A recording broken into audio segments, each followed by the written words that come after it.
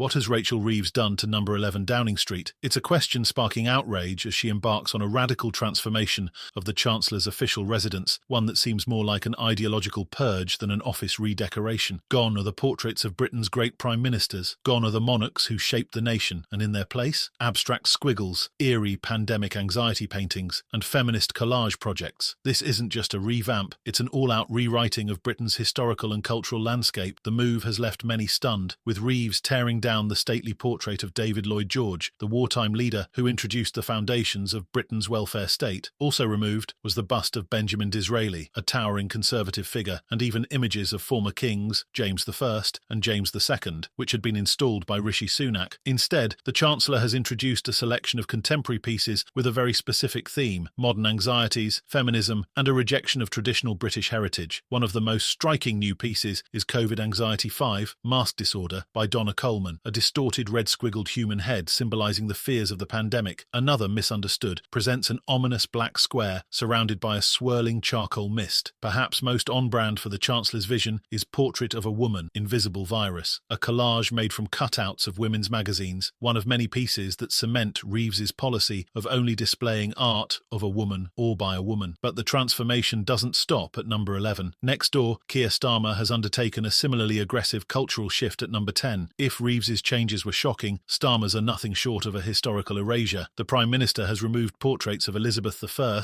Sir Walter Raleigh, and even Margaret Thatcher. However, the most jaw-dropping removal, the portrait of William Shakespeare, the greatest playwright in British history, has been scrubbed from Downing Street, leaving no trace of his presence in the seat of British power. The removal of these figures has led to fierce accusations of Philistinism, with critics arguing that Labour is actively stripping away Britain's historical and cultural identity. These aren't just random pieces of art. These figures represent the nation's legacy, its intellectual and political achievements, its very foundation. And yet, under Labour, they are being discarded like relics of an unwanted past. While Labour busies itself with rewriting history inside Downing Street, another battle is playing out in the courts, one that reveals just how little control the British people have over their own immigration system. A judge has ruled that a Palestinian family who entered the UK under the Ukraine family scheme must be allowed to stay, despite the fact that the scheme was never intended for non-Ukrainian asylum seekers. The decision, made by Judge Hugo Norton-Taylor, was justified on the basis that the family's extreme and life-threatening situation outweighed the public interest of maintaining immigration rules. The ruling has sparked outrage, with Conservative MPs accusing the judiciary of overstepping its role and undermining the government's authority. Shadow Housing Minister Paul Holmes slammed the decision as a clear example of the judiciary acting against the will of the British public, stating that the government must act immediately to tighten the legislation to prevent judges from unilaterally deciding who can stay in the UK. The Ukrainian visa scheme was designed with a specific purpose: to provide refuge to those fleeing a war in Europe. It was never intended to be a loophole for asylum seekers from other conflicts. Yet here we are with a judicial system that appears to be rewriting immigration policy on the fly. Holmes made it clear that the courts are not the ones who should be making these decisions. Parliament is. And yet, in this latest ruling, the will of the people has once again been ignored. And while Labour's soft stance on immigration continues to cause friction, their so-called tough measures against illegal migration are already being exposed as nothing but political theatre. The government has just announced a new policy stating that small boat migrants will normally be refused British citizenship. On paper, it sounds like a significant move. In reality, it's a weak attempt at appeasement that does little to address the root of the problem. Nigel Farage wasted no time tearing into Labour's so-called crackdown, calling it posturing and accusing the government of trying to appear tough while still granting asylum to nearly everyone who arrives illegally. During a fiery debate on GB News, former Labour MP Lloyd Russell Moyle attempted to defend Labour's record, claiming that we've sent more people back than the Tories, but Farage wasn't having any of it, pointing out that the difference was marginal at best. Only 26% of those deported were actually forced removals, the rest were voluntary, and the numbers speak for themselves. Small boat crossings have risen by 28% since Labour took office. The new policy claims that anyone arriving illegally will normally be refused citizenship, but what does normally even mean in practice? Farage argues that this is nothing more than a PR stunt designed to give the illusion of control while Labour continues its open-door policies. The problem isn't just about citizenship, it's about stopping the boats in the first place. And on that front, Labour has done nothing meaningful. Labour's response to the immigration crisis is riddled with contradictions. On one hand, they claim to be cracking down on small boat crossings. On the other, they're allowing judges to override immigration laws and letting migrants stay under schemes that were never designed for them. And with Starmer and Reeves rewriting history inside Downing Street, it's becoming increasingly clear that Labour's priority isn't protecting British traditions or sovereignty, it's reshaping Britain into something entirely unrecognisable. Rachel Reeves's art purge, the judiciary's defiance of Parliament, and Labour's weak stance on immigration are all symptoms of the same problem. A government that is more interested in ideological gestures than in representing the will of the people. From erasing Britain's greatest leaders and artists to allowing activist judges to set immigration policy, Labour's Britain is beginning to look less like a proud, sovereign nation and more like an experiment in social engineering. The question now is, what's next? If Churchill's portrait still hangs in Downing Street, how long before it's removed in the name of progress? If judges can override immigration policy today, what prevents them from deciding who can and cannot be deported tomorrow? And if Labour is willing to remove Shakespeare from the halls of power, what else will they decide no longer has a place in their version of Britain? The battle for Britain's identity is far from over, and if this is just the beginning, what comes next could be even more shocking. The transformation of number 11 Downing Street is just the latest chapter in Labour's ongoing war against Britain's traditions, but make no mistake, this is only the beginning. Rachel Reeves's removal of historic figures in favour of abstract pandemic anxiety art is just one part of a much larger campaign to reshape the country's cultural and political landscape. The message is clear. Labour wants to erase Britain's past and replace it with an ideological narrative that fits their vision. But while Reeves focuses on rewriting history inside the walls of government, Keir Starmer is busy dismantling British sovereignty in other ways. Immigration policy, once firmly in the hands of Parliament, is now seemingly dictated by unelected judges who defy the will of the people with impunity. The shocking ruling allowing a Palestinian family to stay under a scheme designed only for Ukrainians has exposed just how little control the government actually has over Britain's borders. The decision by Judge Hugo Norton-Taylor to override immigration rules in the name of compassion has set a dangerous precedent, one that signals to the world that Britain's laws can be bent or broken depending on who's making the judgment. And if anyone dares to question Labour's handling of the migrant crisis, they're quickly dismissed as fear-mongering or accused of lacking compassion. But the numbers don't lie. Small boat crossings have surged 28% in the 7 months since Labour took office. The government's response? A vague